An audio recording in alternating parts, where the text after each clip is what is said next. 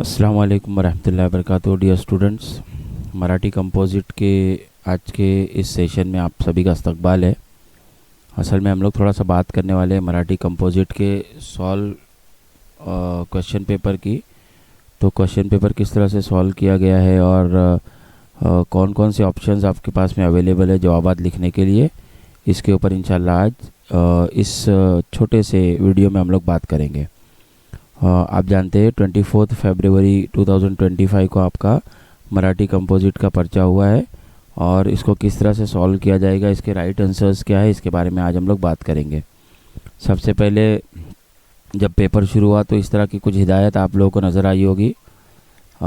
इन हिदायत के बाद में पेपर हमारा शुरू हुआ। पेपर शुरू होने के बाद पहला सवाल था आकृति पूर्ण करा, उताराच्या आधारे सूचनेनुसार कृती करा। इसमें पहला सवाल था लेखकाला मिळालेले पुरस्कार और सम्मान। तो यहाँ पर हम जवाब में लिख सकते हैं आदर्श प्राध्यापक, और इसी के साथ में और एक हमारा जवाब होगा उनको सम्मान मिला था डिलीट का, और अपने पास अवेलेबल ऑप्शन था राष्ट्रीय प्राध्यापक, और एक अवेलेबल था अपने पास में ऑप्शन वो था श्रेष्ठ संत साहित्य विषयक ग्रंथ। मतलब ये चारों में से कोई भी दो लिखे होंगे तो आपको 2 मार्क्स मुकम्मल मिलेंगे। आगे बढ़ते, ये पैसेज था, यहाँ पर हम देखेंगे पैसेज में देखिए यहाँ पर आदर्श प्राध्यापक म्हणून गुणगौरव झाला, डिलीट मिळाली ये भी एक है, राष्ट्रीय प्राध्यापक म्हणून सन्मान झाला, और संत साहित्य चिंतनासारख्या माझ्या पुस्तकाला श्रेष्ठ संत साहित्य विषयक ग्रंथाचा पुरस्कार मिळाले। 4 चीज़ें थी, 4 में अगर आपने 2 लिख लिया तो आपको 2 मार्क्स मुकम्मल मिलेंगे। एक और सवाल है, एका शब्दात उत्तर लिहा लेखकाच्या संत साहित्यावरील ग्रंथ, और देखिए यहाँ पर संत साहित्यावरील ग्रंथ का नाम है संत साहित्य चिंतना। तो चिंतना सारख्या लिखा हुआ, तो असल में संत साहित्य चिंतन नाम है, तो यहाँ पर हमारा जवाब ऐड होगा संत साहित्य चिंतन। स्वमत लिखने का सवाल था मकबरा आणि लेखक यांच्यातील मैत्रीचे नाते तुमच्या शब्दात लिहा। मकबरा व लेखक यांच्यातील मैत्रीला सुमारे 25 ते 30 वर्षे होत आली आहेत। मकबरा व लेखकाला कधीही परस्परांचा कंटाळा आला नाही। लेखक विद्यापीठात जाताना दररोज त्यांच्या वाटेवर मकबऱ्याचे दर्शन होते। ते रोज एकमेकांना पाहत असे, जणू जीवाभावाचे जिवलग मित्रच असावेत, तशी त्यांची घट्टी मैत्री आहे। दररोज मकबऱ्याला दिवसभर काय घडले ते लेखकाला सांगायचे असते। दोघांमध्ये सतत मुका संवाद होत असतो। आज काय घडले, कोणते परदेशी पाहुणे आले, असली माहिती मकबऱ्याला रोज सांगावीशी वाटते। एकमेकांना रोज भेटल्याशिवाय दोघांनाही चैन पडत नाही। अशा प्रकारे मकबरा व लेखक यांची अत्यंत गाढ मैत्री आहे। एक और क्वेश्चन था नेक्स्ट पैसेज में, राजेपदासाठी सरकारकडे पाठवण्यात आलेल्या पक्षांची नावे कौन सी थी। सबसे पहले गरुड़, गरुड़ के बाद में हंस, हंस के बाद में महासारंग। ये 3 नाम तो लिखे हुए, लेकिन चौथा नाम यहाँ पर नहीं है, तो चौथा नाम खुद मोर का होगा, क्योंकि मोर भी तो इस दौड़ में शामिल था। तो चौथा नाम हम यहाँ पर ऐड करेंगे मोर का। आगे आएंगे, राष्ट्रीय पक्षी निवडताना लक्षात घेतलेले बाह्य कारण। बाह्य कारण में ऐतिहासिक प्रणाली है, उसके बाद में काव्याची पार्श्वभूमि, और एक तीसरा भी अगर ये भी लिखा होगा तो मार्क्स मिलेंगे, या इन तीनों में से कोई 2 लिखे होंगे तो आपको मार्क्स मिलेंगे, वो है लोकांची आवड। नेक्स्ट आगे बढ़ते, आपली राष्ट्रीय संपत्ति क्या है।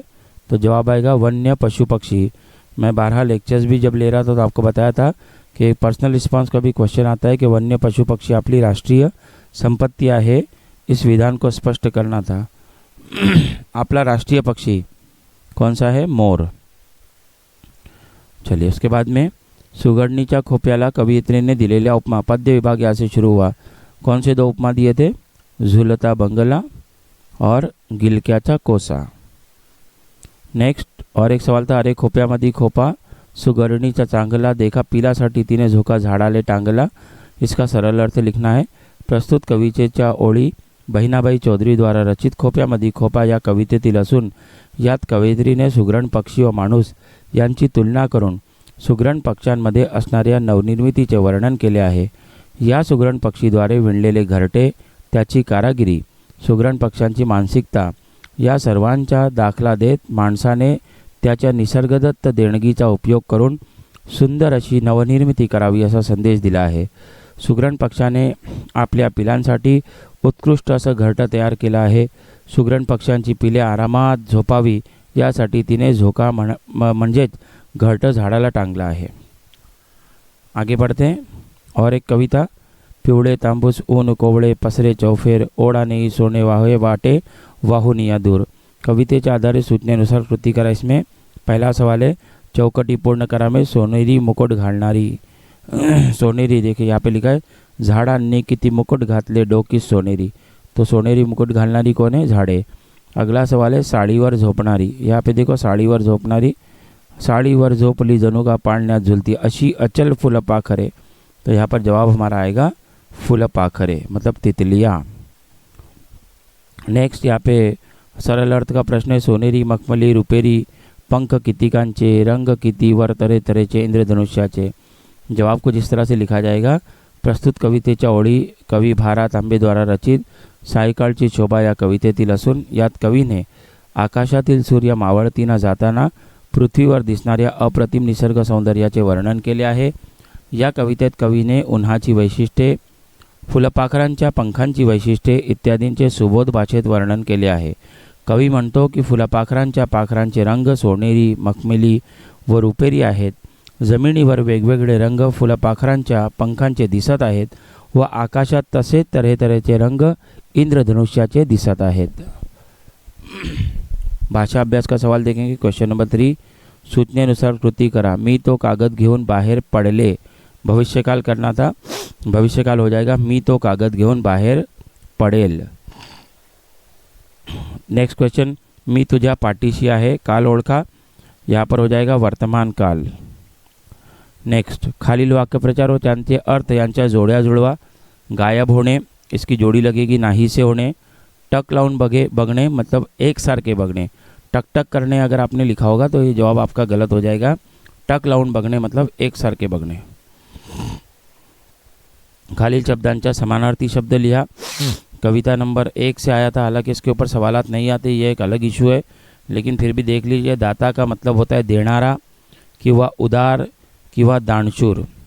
यहाँ पर दाता से मुराद भगवान भी होता है, दाता से मुराद ईश्वर भी होता है. छत्र, छत्र कहते हैं सावली को या छाया. पुढील शब्दांतील अक्षरांपासून 2 अर्थपूर्ण शब्द तयार करा. वजनदार. आपने इनमें से कोई भी 2 तैयार किए होंगे तो आपको पूरे मार्क्स मिलेंगे. वजन, दार, जन, दान, नर, वन, जर और वर. अचूक शब्द ओळखा. गारहाणी. तो गारहाणी में यहाँ पे देखेंगे अचूक शब्द हमारा कौन सा है? थर्ड वाला गारहाणी. ये जो है अचूक शब्द है. नेक्स्ट विराम चिन्हांची नावे लिहा. पहला है उद्गार चिन्ह और दूसरा है प्रश्न चिन्ह. उपयोजित लेखन दिया है मराठी सुलेखन वर्गाचे आयोजन, और मराठी सुलेखन वर्ग का आयोजन किया गया है समीक्षा अकेडमी के ज़रिए, जिसका आयोजन किया है VM गायकवाड़ सर ने. 920 रविवार पेठ सातारा. तो हमको एड्रेस भी मिल रहा है यहाँ पर. देखेंगे हम लोग लेटर किस तरह से लिखेंगे.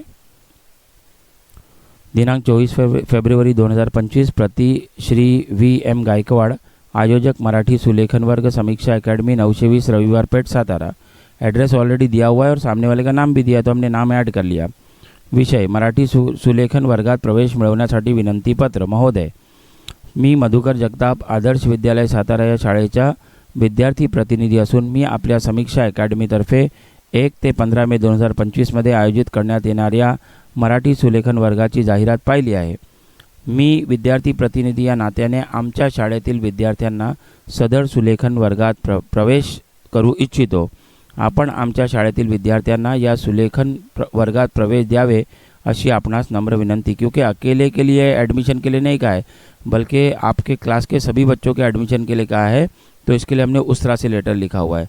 कळावे आपला कृपाभिलाषी मधुकर जगताप, विद्यार्थी प्रतिनिधि आदर्श विद्यालय सातारा, मधुकर जगताप 123@gmail.com. ये ईमेल आईडी हमने तैयार किया. इस तरह से लेटर लिखना था. नेक्स्ट यहाँ पर देखेंगे हम उतारा गद्य आकलन है. गद्य आकलन में कौन कौन से सवाल तैयार होंगे. देखिए पहली लाइन पे हमने टिक मार्क किया. यहाँ पे सवाल बनेगा आपका आळशी माणूस कशाची अपेक्षा करतो. एक और लाइन पे अंडरलाइन किया है.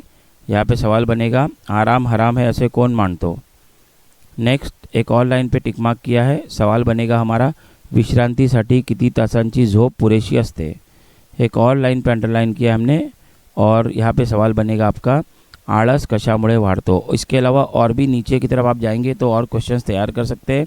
हमको 4 ही क्वेश्चन तैयार करने थे.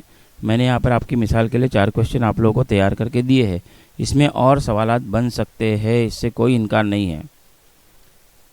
देखिए बहुत आसान सवाल था जाहिरात का, बिल्कुल मतलब एकदम कम मेहनत के साथ में इस सवाल के जवाब के मार्क्स मिलने वाले थे. मैं पहला सवाल है नाटकाचे स्थळ. आप देखेंगे नाटकाचे स्थळ सबसे आखिर में दिया हुआ है जागृति सभागृह चंद्रपुर. हम जवाब में ऐड करेंगे जागृति सभागृह चंद्रपुर. 1 मार्क्स इधर मिलेगा. तिकिटाचे दर कितना है, देखो टिकट दर 100 रुपये. हम यहाँ पर लिखेंगे 100 रुपये. इसके लिए भी 1 मार्क्स मिलेगा. नाटकातील कलाकार. अब कलाकार देखो यहाँ पर आ जाओ कि दिग्दर्शक कलाकार आणि सादरकर्ते कोण आहे, जागृती विद्यालयाच्या विद्यार्थिनी. मतलब जागृती विद्यालय के स्टूडेंट्स ही करने वाले, विद्यार्थिनी मतलब तालेबात. तो यहाँ पर हमने लिखा जागृती विद्यालयाच्या विद्यार्थिनी. आगे बढ़ेंगे और एक सवाल है नाटकाची वेळ क्या है. देखो यहाँ पे दिया वेळ दुपारी 1 वाजता, तो हमने लिखा दुपारी 1 वाजता. ऐसा लिखने पे आपको पूरे के पूरे 4 नंबर मिलेंगे. बातमी लेखन तयार करना था. आदर्श विद्यालय रत्नागिरी येथे माननीय जिल्हाधिकारी यांच्या उपस्थितीत वन महोत्सवाचे उद्घाटन समारंभ. तो वन महोत्सव का उद्घाटन समारंभ अगर होगा तो किस तरह से लिखा जाएगा, आदर्श विद्यालय रत्नागिरी येथे माननीय जिल्हाधिकारी यांच्या